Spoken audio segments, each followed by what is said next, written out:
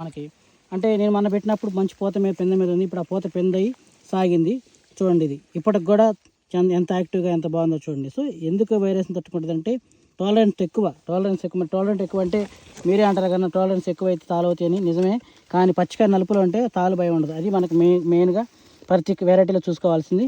అలాగే ఇప్పుడు పండుగలు చూడు, కొమ్మ కింద పడింది కదా పండుగలు, ఇవన్నీ కింద అని ఉన్నాయి. ఎక్కడన్నా మచ్చ కనబడుతుంది చూడండి మీకు. ఈ కాయలు ఎక్కడన్నా మచ్చ కానీ లేదు. సో మచ్చరాటాలు లేవు, మనకి అధిక వర్షాలు పడ్డా భయపడాల్సిన పని లేదు.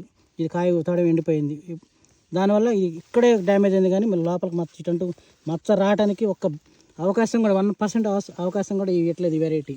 చూడండి మీకు ఇక్కడ అర్థమైంది, కింద పడుకొని కాయలు ఉన్నటువంటి ఇది ఈ కొమ్మలకి కింద అని. ఇప్పుడు నేను కింద పడితే లేపాను. సో మరి ఇవి కూడా ఎంత బాగున్నాయి అంటే మచ్చ లేకుండా.